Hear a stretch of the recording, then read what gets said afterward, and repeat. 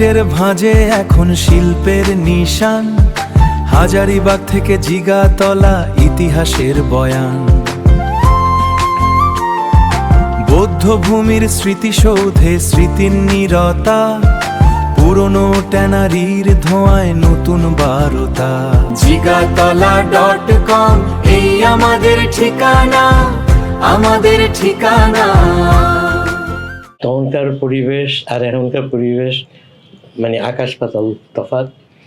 সেই সময় যে জিগাতলা ঢুকলে যে রাস্তা দিয়ে আসতাম, মানে কোনো রকম একটা রিক্সা আর একটা লোক যেতে পারতো। আর জিগাতলা মোড় থেকে যে বাইরে যেতে ডান দিকে যত বিল্ডিং, সেখানে ছিল ধানক্ষেত, একদম নিচু। তো আমরা যদি হেঁটে, আমি কলেজ স্কুল থেকে যখন আসতাম, বিডিআরের গেট থেকে সোজা খেতে নেমে যেতাম। ও ওয়াও, একদম শর্টকাট এসে মোড়ে উঠতাম। কল্পনাই করা যায় না এখন এই জায়গা। হ্যাঁ, নিচু নিচু, অনেক নিচু।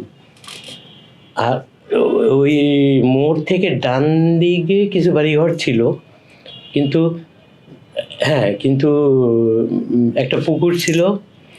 এই জিগাতলা মোড় থেকে ডানে গিয়ে একটু বাদিকে গেলেই পুকুর, কিন্তু ধানক্ষেত ছিল না। ধানক্ষেতটা ছিল একদম শুরুতে, জিগাতলা ঢুকতেই লেফট সাইডে।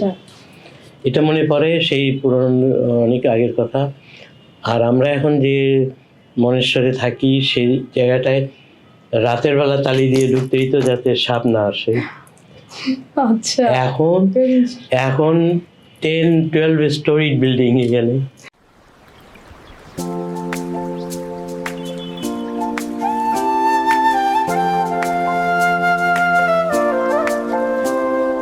পোড়ো ইটের ভাঁজে এখন শিল্পের নিশান, হাজারিবাগ থেকে জিগাতলা ইতিহাসের বয়ান।